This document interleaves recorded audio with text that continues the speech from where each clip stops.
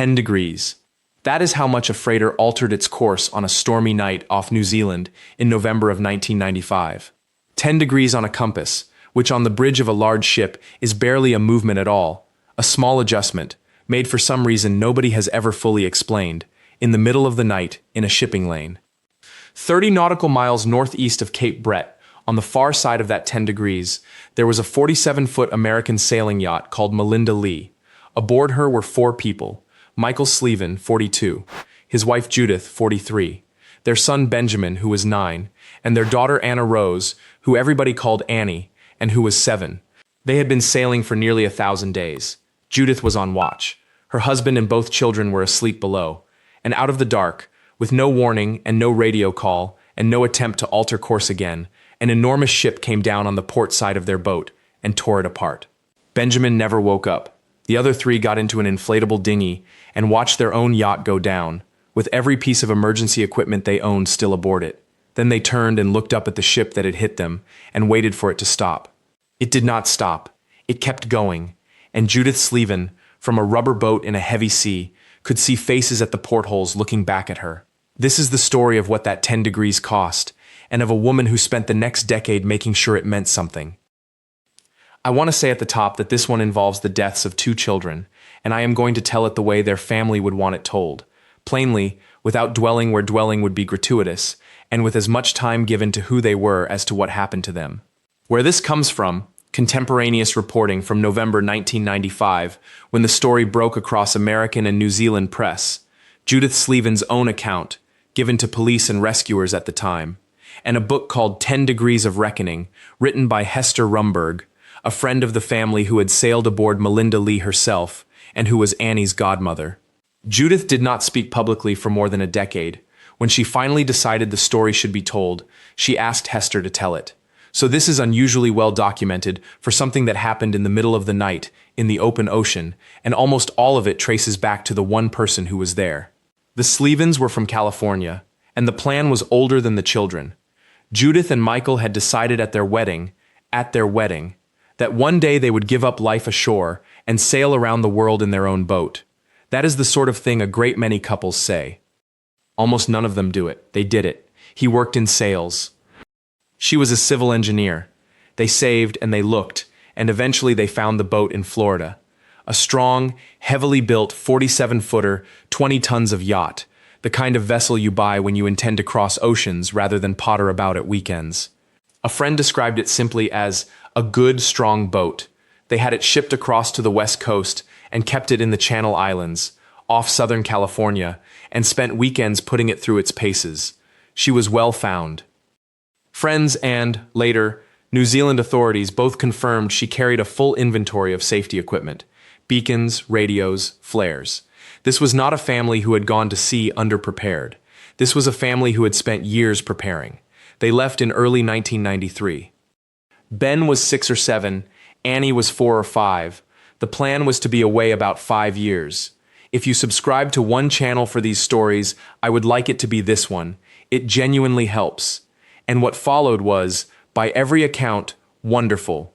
They sailed south to Panama and through the canal, up into the Caribbean, across to Cuba and back, then west, out into the Pacific, the long way, the real thing, island to island across the largest ocean on Earth, with 2 primary school-age children aboard. The kids did their schoolwork by correspondence course. Judith taught Annie to read, at sea. Friends said both children loved life on the water. One of them, asked afterwards, said simply that they were such bright and happy children. Judith once wrote a short piece for a sailing magazine about how the family adjusted, and the line that survives from it is that the first 6 months were the hardest, after which, presumably, it simply became their life. It is worth spending a moment on what that life actually is, because a family of 4 living aboard a 47-foot boat is not a holiday, and it is not a hardship posting either. It is something in between that very few people ever experience. You are together, all 4 of you, all the time, in a space smaller than most flats. There is no going to your room to cool off, because there barely is a room. Everything is negotiated. Everything is shared. Meals, chores, watches, school, weather decisions. The whole family runs as a crew because it has to. The children are not passengers in that arrangement. On a boat like Melinda Lee, a 9-year-old has jobs. He knows where things live. He can handle a line. He has been told 100 times what to do if something goes wrong, and he has probably practiced it. Children raised on boats tend to be unusually competent and unusually calm, and every cruising sailor who has met them says the same thing about them, and the passages themselves are long. Tonga to New Zealand is over 1,000 miles of open ocean, a week or more at sea, with 2 adults splitting the nights between them so that one of them is always awake and watching while the other 3 sleep.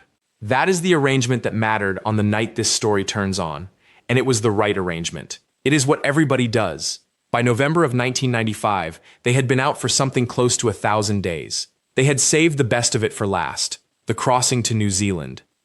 They had come down from Tonga, in company with other boats. Melinda Lee was one of 8 yachts making that passage at around the same time, and they were closing on the New Zealand coast, 30 miles from Cape Brett. A few hours from the Bay of Islands, which is one of the loveliest cruising grounds anywhere in the world, and which is where boats coming down from the tropics go to sit out the cyclone season. They were essentially there. The weather that night was heavy, stormy, with a big sea running, in a piece of ocean where the traffic coming and going from New Zealand's northern ports concentrates. At around 2 in the morning on the 24th of November, Judith was on watch. That is the ordinary arrangement. On a family boat crossing an ocean, the adults split the night between them and the children sleep. Judith had the deck. Michael, Ben, and Annie were below in their bunks, and a large ship bore down on them. There is a thing I have to explain here, because it is the mechanism at the center of this story, and most people do not know it. A merchant ship and a sailing yacht do not see each other the same way. From the yacht, a ship at night is a set of lights and, quite quickly, an enormous moving wall. From the bridge of the ship, a 47-foot fiberglass sailing boat is very nearly nothing at all. Fiberglass is a poor radar reflector. It does not bounce a signal back the way steel does. In a rough sea, the return from a small yacht gets lost in the clutter of the waves themselves, and the ship's own bow blocks a considerable area of water directly ahead of it, so that a small vessel close in front can be in a blind spot from the bridge windows. Add to that the reality of a merchant bridge at 2 in the morning, often one officer, on a long watch, on a ship on autopilot, in weather, at the end of a passage. None of that excuses what happened next. All of it explains how the collision itself was possible. The ship struck Melinda Lee on the port side and tore her open. Benjamin was asleep below. He was killed in the collision. His family did not have to watch him drown, and I mention that only because it is the one mercy anywhere in this story. Michael, Judith, and Annie got out and into an inflatable dinghy. Understand what that meant. Not a life raft, a dinghy. The little inflatable boat that a cruising yacht carries to get ashore from an anchorage, an open rubber tender, in a storm, at night, in the open Pacific. Their life raft, their beacons, their flares, their radios, their water, their survival gear. Everything they had bought and stowed and checked for exactly this scenario went down with the boat in front of them. They watched it go. Which is a thing worth pausing on, because it is one of the hardest lessons in offshore sailing. Safety equipment only exists if you can reach it in the time you have. A boat that is holed by 20,000 tons of ship does not give you time.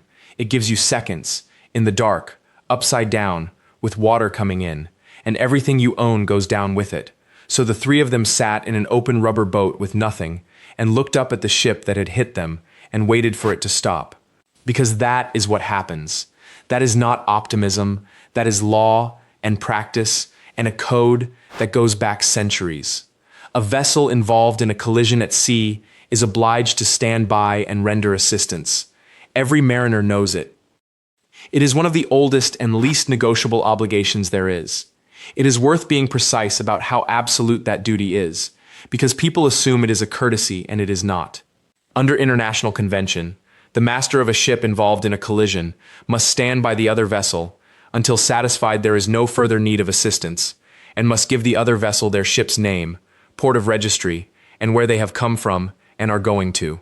Separately, and even more broadly, a master is required to render assistance to any person found at sea in danger of being lost, so far as he can do so without serious danger to his own ship. That second duty applies whether or not you cause the situation. It applies to a ship that simply comes across people in the water. It is, in the ordinary run of things, the single most reliable thing about the sea, that if you are in trouble and somebody sees you, they will come. 3 people in a rubber dinghy 30 miles offshore, at night, in a storm, had every reason in the world to expect that ship to slow down. The ship did not stop. It steamed away. And Judith Slevin said afterwards that she could see faces in the portholes, looking at them as it went. I have been sitting with that image for a while, and I want to know what you make of it. Leave it in the comments. I read them, and this one deserves a conversation.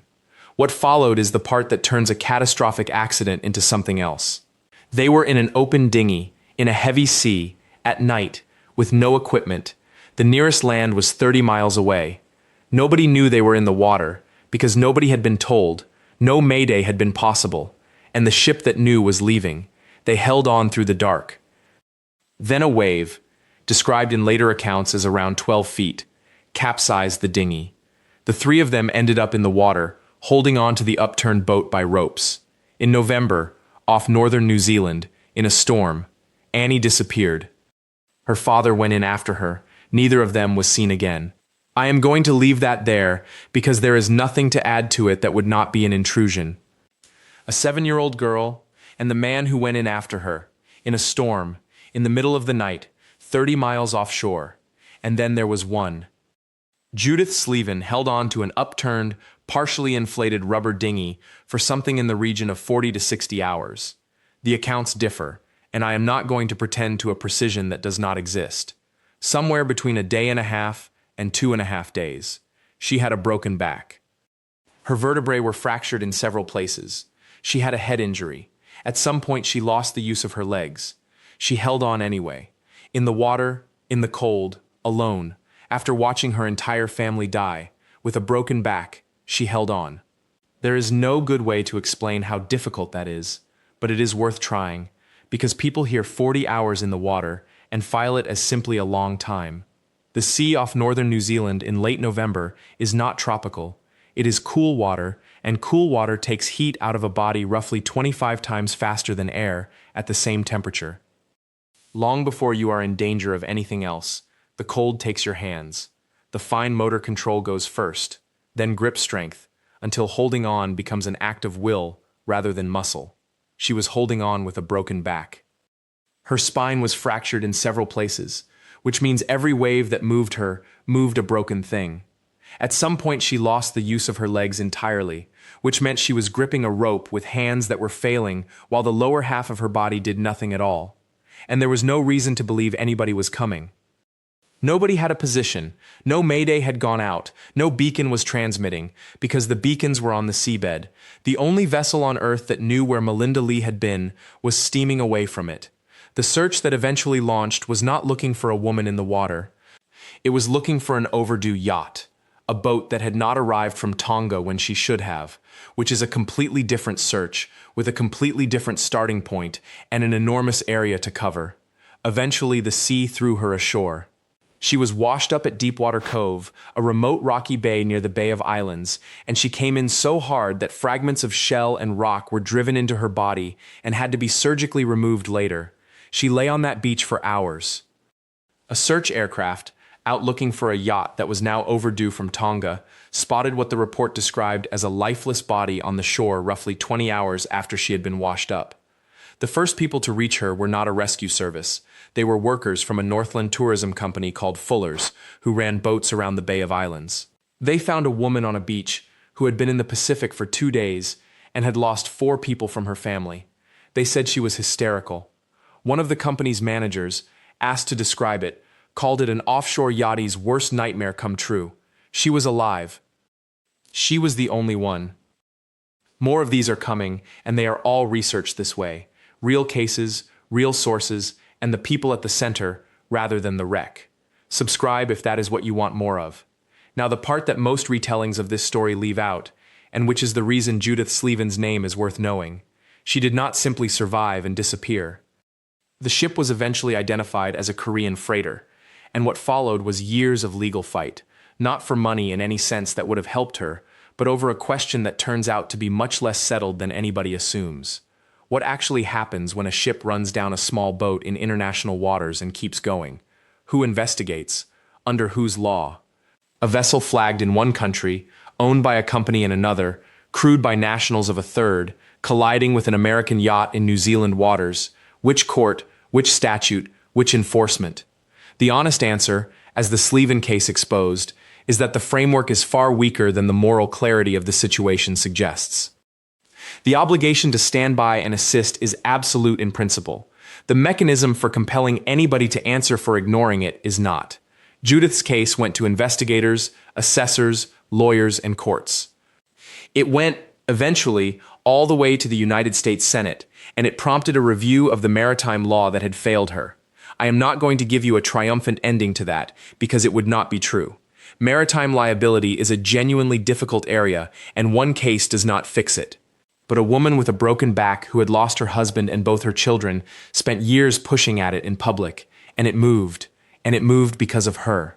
She also settled in New Zealand, in Whangarei, in the country whose coast had washed her up. A group of local women took her in. She called them the Wild Girls. They are described, decades later, as her lifelong friends. There is something in that I did not expect when I started reading about this case. She could have gone anywhere. She was American, her family was American, and everything she had left was on the other side of the Pacific. The one coastline on Earth with nothing but the worst possible association attached to it was the one that had thrown her onto a beach with a broken back. She stayed. She built a life a short drive from the water her family went into, among people who had no obligation to her at all, and simply decided she was theirs. And she set up the Slevin Family Foundation, which works on maritime safety. Think about what that is. A woman who lost her whole family to a collision at sea spent the rest of her life working on the problem of collisions at sea, not away from it, into it. Then, after 12 or 13 years of silence, she said nothing publicly the entire time. She went to Hester Rumberg, who had sailed on Melinda Lee, who had been Annie's godmother, and asked her to write it down. 12 years is a long time to stay silent while your family's death sits in other people's newspapers. She was reported on the week it happened, speculated about, written up in wire copy across 2 hemispheres, and then she closed the door for more than a decade. When it opened again, it opened on her terms, and the person who told it was somebody who had actually stood on the deck of that boat and known those children by name. Then, after 12 or 13 years of silence, she said nothing publicly the entire time. She went to Hester Rumberg, who had sailed on Melinda Lee, who had been Annie's godmother, and asked her to write it down. The book is called 10 Degrees of Reckoning, and the title comes from the alteration, of course, that put the ship into her family. There are 2 practical things in this story, and I want to give them properly, because they are the reason it still gets taught. The first is being seen. A fiberglass sailing boat is close to invisible to a large ship in a rough sea, and that has not changed. What has changed is what you can do about it. A radar reflector, mounted high and correctly, transforms the return a ship's radar gets from you, and the words mounted correctly are doing real work in that sentence, because a reflector hung the wrong way up or lashed low on a rail can be close to useless, and a great many boats are carrying one exactly like that right now. Then there is AIS. The automatic identification system is a small transponder that broadcasts your vessel's name, position, course, and speed on VHF, continuously. The crucial distinction is between a receiver and a transceiver. A receiver lets you see ships. Only a transceiver lets ships see you, and more importantly, lets their collision avoidance software see you, calculate a closing course, and put an alarm in front of the officer on watch with your boat's name on it. That is the difference between being an ambiguous smudge in the wave clutter and being a named target with a countdown attached. That technology was in its infancy in '95. It is cheap and ordinary now, and this case is one of the reasons the cruising world adopted it as fast as it did. There is a third thing, and it is free. Assume you have not been seen. Experienced offshore sailors treat every ship as though nobody on it knows they exist. They alter early, they alter obviously, and they call the ship by name on the radio, which is something AIS makes possible because it tells you what the ship is called. A vessel that has just heard its own name over the VHF tends to answer. The second is the grab bag, and it is the lesson that costs nothing. Everything the Slevins needed to survive that night existed, was aboard, was well chosen, and was useless. because it was stowed on a boat that was holed and gone in a matter of moments. The response the sailing world took from cases like this one is the abandoned ship bag, a single waterproof bag, kept somewhere you can reach in one movement on your way out, containing a beacon, water, a handheld radio, flares, and whatever else you decide you cannot be without. One bag, one grab, one route to the deck. If you take one thing from this video and you own a boat, it is that.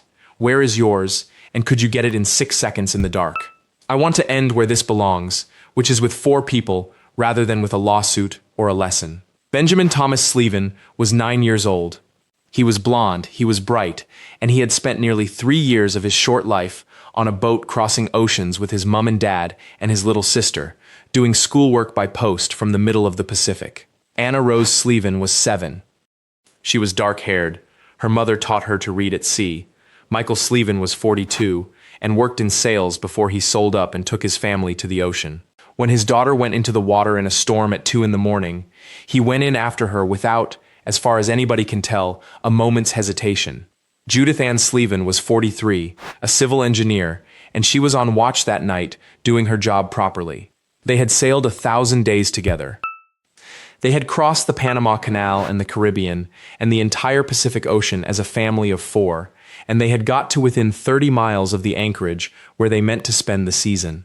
A ship changed course by 10 degrees.